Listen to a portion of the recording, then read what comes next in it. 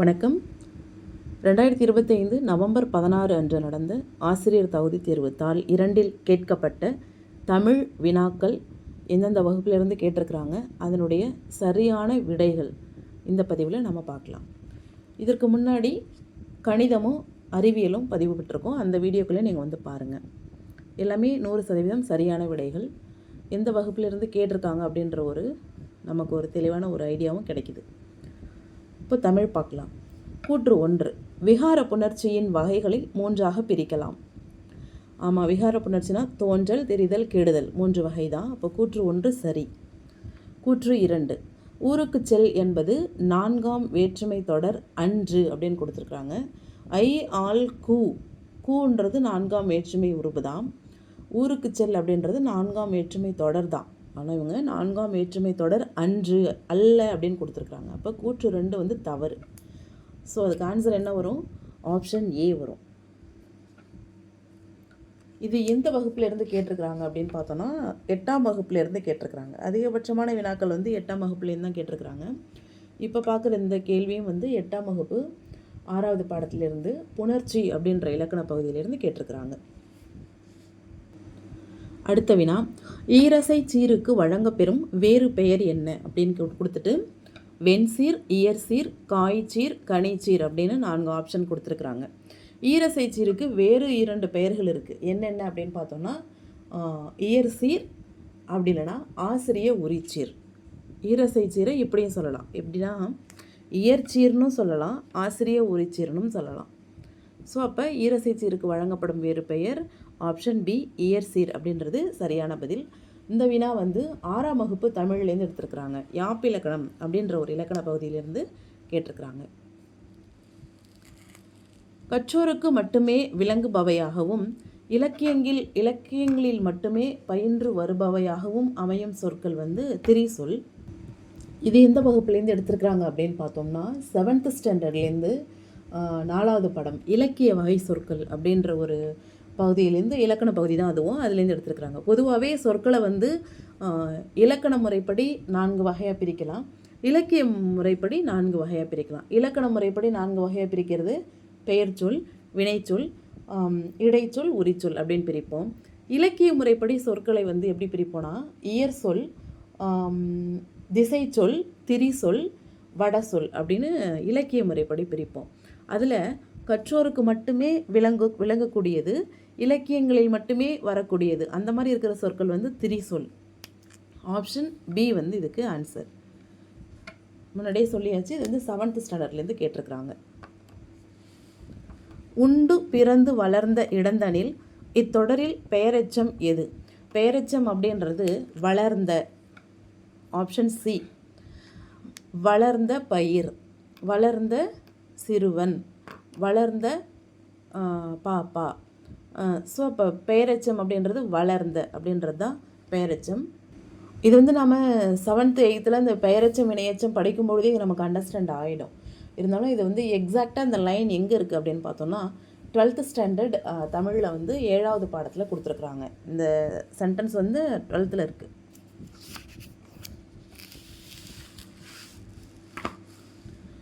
உவமையை மட்டும் கூறி அதன் மூலம் கூற வந்த கருத்தை உணர வைப்பது பிரிது மொழிதல் அணி. Option B. இப்போ இந்த பகுதி எங்கே எடுத்துருக்குறாங்கன்னு பார்த்தோன்னா 8th தமிழில் வந்து எடுத்துருக்குறாங்க. 8ஆம் வகுப்பு 9வது பாடம் அணி இலக்கணம் அப்படின்ற இலக்கண பகுதியிலேருந்து எடுத்துருக்குறாங்க.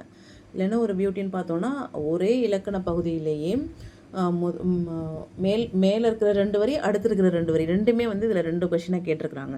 ஒன்று வந்து இது, அதாவது ஓமையை மட்டும் கூறி அதன் மூலம் கூற வந்த கருத்தை உணர வைப்பது பிரிது மொழிதல் அணி.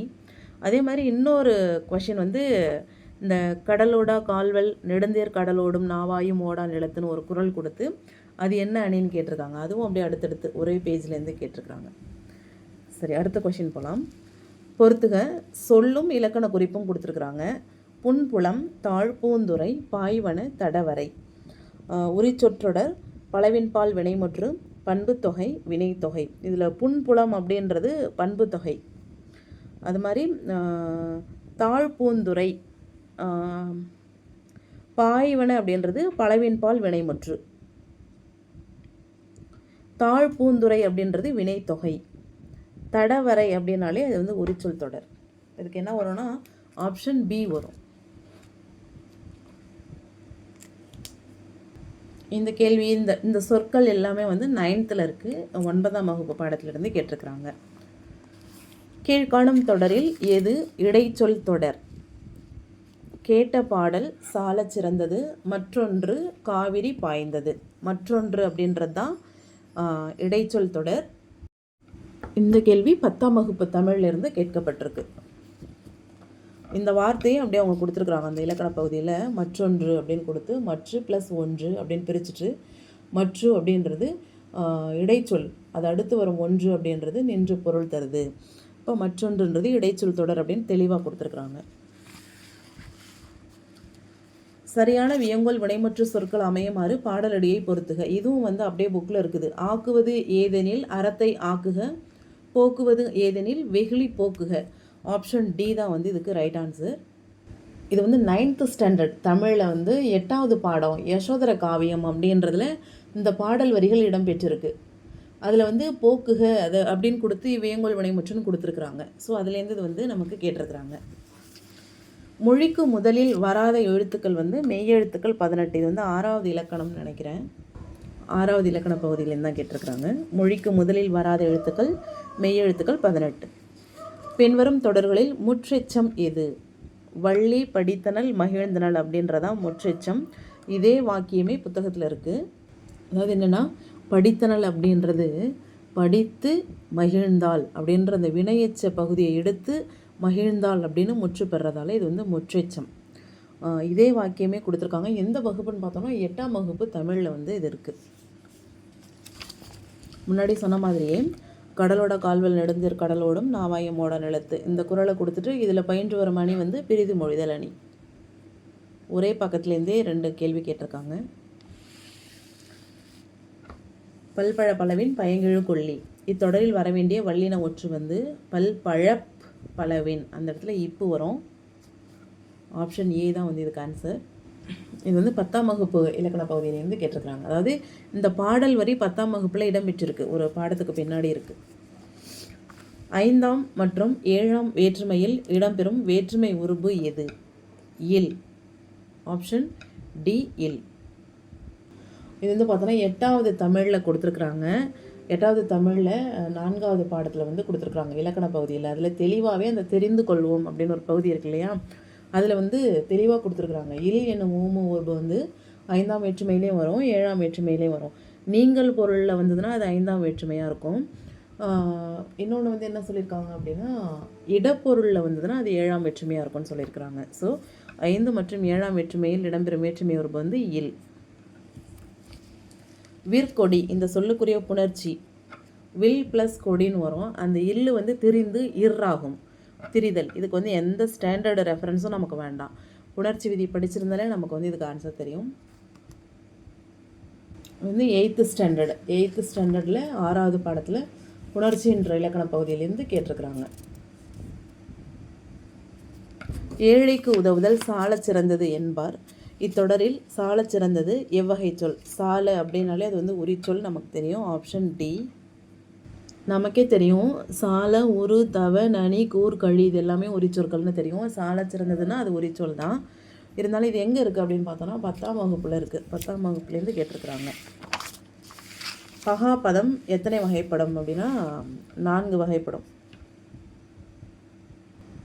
பெயர் பகாப்பதம், வினை பகாப்பதம், இடை பகாப்பதம், உரி பகாப்பதம் அப்படின்னு 4 வகைப்படும். அது எந்த ஸ்டாண்டர்டில்? 7வதுலேயே இருக்குது, 7வது தமிழில் இருக்குது. ஆடுக செங்கீரை எனும் தொடரில் ஆடுக அப்படின்றது வியங்கோல் வினைமுற்று. இதெல்லாமே நமக்கு மோஸ்ட்லி எல்லாருக்குமே தெரியும் இது எல்லாமே. இருந்தாலும் 10வதுல இந்த ஆடுக செங்கீரை அப்படின்றதே 10ஆம் வகுப்பில் இருக்குது. வினைத்தொகையை நன்னூலார் காலம் கறந்த பெயரெச்சம் என கூறியுள்ளார் அப்படின்றது ஒரு கூற்று. கரெக்ட், அது சரிதான். காரணம் வந்து வினைத்தொகையானது 3 காலமும் பொருந்தும்படி அமைந்து வரும். காரணமும் சரிதான், கூற்றும் சரி, காரணமும் சரி. ஆப்ஷன் சி தான் ரைட் ஆன்சர் அதுக்கு. இது வந்து 8ஆம் வகுப்பு இலக்கணத்துலேருந்து கேட்டிருக்கிறாங்க. 8ஆம் வகுப்பு இலக்கணத்தில் வினை தொகைனா என்ன, அதுக்கு என்ன காரணன்றது ஸ்டேட்மெண்ட்டாக கொடுத்துருக்குறாங்க. கபிலர் என்ற சொல்லிற்கான மாத்திரை அளவு என்ன? அது நமக்கே தெரியும். க ஒரு மாத்திரை, பி ஒரு மாத்திரை, ல ஒரு மாத்திரை, மெய்யெழுத்துக்கள் அரை மாத்திரை. அப்போ 1 2 3 அரை, 3 மாத்திரை. Option A is the right answer. வைப்பு எனும் சொல் குறிக்கும் பொருள் வந்து நிலப்பகுதி. வைப்பு அப்படின்னா அது வந்து நிலப்பகுதி. உயிர்மெய் எழுத்துக்களில் மொழிக்கு முதலில் வராத எழுத்து எது அப்படின்னா இங்கே வந்து உயிர்மெய் எழுத்து தான் 4 கொடுத்துருக்குறாங்க. ர, க, ம, ஞ கொடுத்துருக்குறாங்க. இதில் மொழிக்கு முதலில் வராத எழுத்து வந்து ர. அதாவது என்னென்னா இப்போ வந்து ஞாலம், ஞாயிறு அப்படின்னு வரும். ஆனால் ர வந்து ரயில் அப்படின்னு எழுதினா கூட நம்ம வந்து ரயில் அப்படின்னு எழுத மாட்டோம். முன்னாடி என்ன போடுவோம்? ஈ போடுவோம். அது மாதிரி ரவி அப்படின்னு எழுதினாலும் முன்னாடி ஈ போட்டு தான் எழுதுவோம். ஸோ மொழிக்கு முதலில் வராத எழுத்து வந்து ர. ர மட்டும்தானா அப்படின்னு பார்த்தோன்னா கிடையாது. ர, ட, ந, ழ, ல, ந, வேற என்ன இருக்குது? ர. இது எல்லாமே வந்து மொழிக்கு முதலில் வராத உயிர்மெய் எழுத்துக்கள். அதில் வந்து இந்த பெரிய லாபம் வரும். இந்த எழுத்துக்கள் எல்லாமே மொழிக்கு முதலில் வராது. வில் வாள் இலக்கண குறிப்பு தருக. வில்லும் வாளும் உம்மை தொகை. அஞ்சு, இளைஞ்சி, சாம்பர். இச்சொற்களில் அமைந்துள்ள போலியின் வகைகளை முறைப்படுத்துக. இப்போ அஞ்சு அப்படின்றது 5, அதான் வந்து அஞ்சுன்னு ஆயிருக்கு. 5 அப்படிங்கிறதுல ஐ வந்து ஆவாயிடுச்சு, இந்து வந்து இஞ்சாயிடுச்சு, தூ வந்து சூவாயிடுச்சு. அதாவது 5 அப்படிங்கிற சொல்லேருந்து நமக்கு 5ன்றது கம்ப்ளீட்டாக எல்லாமே சேஞ்ச் ஆகி தான் 5வா மாறி இருக்குது. அப்போது ஆனால் மீனிங் மாறல. 5னாலும் 5 தான், 5னாலும் 5 தான். அந்த பொருள் நம்ம சரியாக புரிஞ்சுக்கிறோம். அதை மாதிரி இருக்கிறது வந்து முற்றுமே நமக்கு வந்து மாறி இருந்தாலும் பொருள் அதே பொருள் தரதால் அது வந்து முற்றுப்போலி. அடுத்தது இளைஞ்சி அப்படின்றது இளஞ்சி, அதில் வந்து ல வந்து லையாக இருக்குது. அப்போ இடையில் நடந்திருக்கு இந்த போலி. அப்போ இது வந்து இடைப்போலி. அது மாதிரி சாம்பர் அப்படின்றது சாம்பல், அதில் வந்து கடைசி எழுத்தான இல்லு வந்து இர்ராக இருக்குது. அது கடைப்போலி. அப்போ இதுக்கு சரியான ஆன்சர் வந்து முற்றுப்போலி, இடைப்போலி, கடைப்போலி அப்படின்றதான் இதுக்கு வந்து சரியான ஆன்சர். இது வந்து 7th ஸ்டாண்டர்டு தமிழ் இலக்கணத்தில் இருக்குது.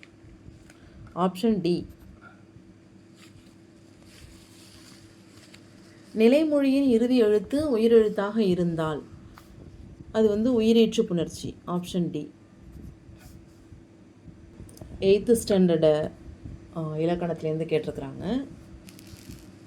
பின் வருவனவற்றுள் முன்னிலை வினை எது? முன்னாடி இருக்கிறவங்கள பேசுகிறது முன்னிலை. அதில் வந்து நீங்கள் அப்படின்னாலும் அது முன்னிலை தான், சென்றீர்கள் என்னாலும் முன்னிலை தான். ஆனால் அவங்க பர்டிகுலராக என்ன கேட்குறாங்க? அதில் வினை கேட்குறாங்க. வினைனா அவங்களோட செயல்பாடு. அப்போ சென்றீர்கள் அப்படின்றதான் முன்னிலை வினை. Option B. பொறுத்துக. வெண்பா, ஆசிரியப்பா, கலிப்பா, வஞ்சிப்பா. வெண்பா வந்து செப்பலோசை, ஆசிரியப்பா வந்து அகவலோசை, கலிப்பா துள்ளலோசை, வஞ்சிப்பா தூங்கலோசை. அதாவது 4 1 2 3 இதோ இருக்குது. ஆப்ஷன் பியில் இருக்கு. இது வந்து 8வது இலக்கணம் தான்.